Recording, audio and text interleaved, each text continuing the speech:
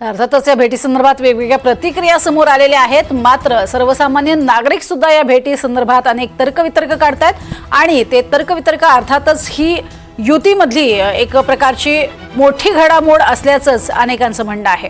आणि आता आपण बघतोय की जी भेट झालेली आहे मुख्यमंत्री आणि राज ठाकरे यांची, त्यावरती वेगवेगळ्या चर्चांना उधाण आलेलं आहे। राज ठाकरे यांचा निर्णय बदलतो आहे का अशा स्वरूपात सुद्धा चर्चा होते, कारण राज ठाकरे आणि उद्धव ठाकरे पुन्हा एकत्र येणार असं म्हटलं जात होतं। ठाकरे आणि मुख्यमंत्री देवेंद्र फडणवीसांमध्ये भेट झालेली आहे। राजकीय भेट आहे का इतर विषय हे अजूनही स्पष्ट झाले नाही, मात्र राजकारणात खळबळ या भेटीमुळे नक्कीच उडाली आहे। माझ्यासोबत आमदार आणि नेते शिवसेनेचे अनिल परब आहेत। सर, काय सांगाल? भेट होते, एकीकडे ठाकरे बंधू एकत्र येणार ही चर्चा सुरू आहे, ग्राउंड लेवलवर कार्यकर्ते सकारात्मक पद्धतीने काम करतायत, दुसरीकडे ह्या दोन नेत्यांची भेट होते, कसं पाहता एकंदरीत त्या भेटीकडे?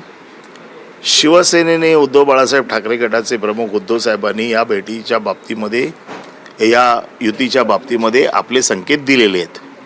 त्यामुळे आम्ही सकारात्मक पाऊल पुढे उचललं होतं।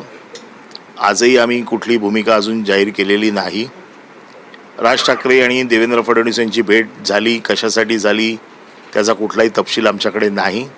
त्यामुळे या क्षणाला आत्ता कुठलंही भाष्य करणं योग्य होणार नाही। परंतु शिवसेनेने महाराष्ट्राच्या हितासाठी, महाराष्ट्राच्या जनतेच्या मनात जर लोकांना असं वाटत असेल की दोन्ही भावांनी एकत्र यावं तर तयारी दर्शवलेली आहे। आता प्रश्न राज ठाकरे यांचा आहे की त्यांनी महाराष्ट्राच्या जनतेच्या मनात असलेल्या गोष्टींचा विचार करायचा की नाही, हा प्रश्न आता त्यांचा आहे। आणि त्यांनी कुठले निर्णय घ्यायचे हा अधिकार माझा नाही, हा अधिकार त्यांचा आहे। त्याच्यामुळे हे प्रश्न तुम्ही त्यांना विचारले तर जास्त बरं होईल। सर, खरं तर आपण ह्या आधी ज्या निवडणुका झाल्या, लोकसभा आणि विधानसभा निवडणुका, त्यामध्ये आपण पाहिलं की एकंदरीत असं चित्र दिसून आलं की राज ठाकरे कुठल्याही एका मतावर ठाम नव्हते, त्यांच्या निर्णयावर ठाम नव्हते। तर आता एकीकडे जिथे युतीची चर्चा होत असताना, सकारात्मक तुमच्याकडून एक पाऊल पुढे येत असताना, राज ठाकरेंची परत द्विधाम मनस्थिती आणि दुहेरी भूमिका दिसून येते। या बाबतीत मी काहीच बोलू इच्छित नाही। या बाबतीतले प्रश्न तुम्ही त्यांनाच विचारा। आम्ही आमच्याकडनं जे काय प्रयत्न करायचे ते केलेत, करतोय। त्याला सकारात्मक प्रतिसाद द्यायचा की नाही द्यायचा हा प्रश्न त्यांचा आहे, आमचा नाही आहे। महाराष्ट्राच्या मराठी माणसाच्या मनात जर होतं की दोन भावांनी एकत्र यावं तर त्यांच्या मताचा आदर ठेवून उद्धव साहेबांनी आपली भूमिका जाहीर केली। आता त्याचा महाराष्ट्रातल्या मराठी माणसाच्या मतांचा आदर करायचा की नाही हा प्रश्न राज ठाकरेंचा आहे। खरं तर असं कुठेतरी वाटतं सर आपल्याला की दोन भाऊ एकत्र येणार, सर्व जी मराठी मतं आहेत ती आपल्याकडे येणार, मुंबई महानगरपालिका तुमच्याकडे आली असेल म्हणून भाजपची खेळी मानली जाते। बघा, हे काय खेळी किंवा बाकीचं काय, या निवडणुकांमध्ये निवडणुका म्हणजे खेळीच असते।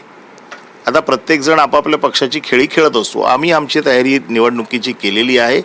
निवडणुका जिंकण्याच्या दृष्टिकोनातनं आम्ही तयारी करतोय, आम्ही मेहनत करतोय आणि निवडणुका आम्ही नक्की जिंकू। खरं तर अजून एक विषय आहे ते म्हणजे प्रभाग रचनेचा। आपण 227 वरून 236 केली होती, मात्र आता पुन्हा एकदा 227 घ्यायचा निर्णय आलाय। कसं पाहता तुम्ही? जेव्हा महाविकास आघाडीचं सरकार होतं तर शेवटचा निर्णय हा होता तुमचा। 227ची प्रभाग रचना 2011च्या सेन्सस प्रमाणे झालेली आहे।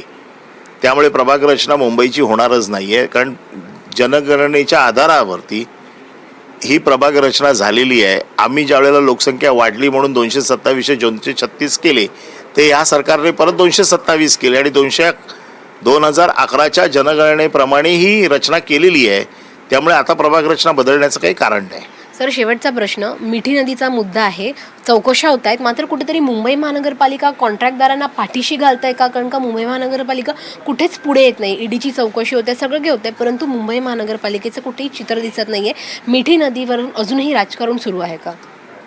नाही, मी याच्या बाबतीत जे काही विधानसभेत बोलायचे ते बोलीन। धन्यवाद आमच्यासोबत बातचीत केल्यासाठी। व्हिडिओ जर्नलिस्ट कामासाठी जे आलात तो तुम्ही प्रश्न विचारलाच नाही। नितीन डिचोलकर यांनी उद्धव आदित्य ठाकरे यांच्या वाढदिवसाच्या निमित्ताने शिवसैनिकांना राऊत साहेबांचं नरकातला स्वर्ग हे पुस्तक प्रत्येक कार्यकर्त्याला दिलंय। वाढदिवसाचं औचित्य साधून कार्यकर्त्यांचं मनोबल वाढावं, लढण्याची स्फूर्ती यावी, त्याच्यासाठी त्यांनी हा उपक्रम हाती घेतलाय। त्याबद्दल आम्ही त्याला शुभेच्छा देतो। धन्यवाद सर आमच्यासोबत बातचीत केल्यासाठी। व्हिडिओ जर्नलिस्ट गौरव नाईक सह सुई जाधव, NDTV मराठी, मुंबई।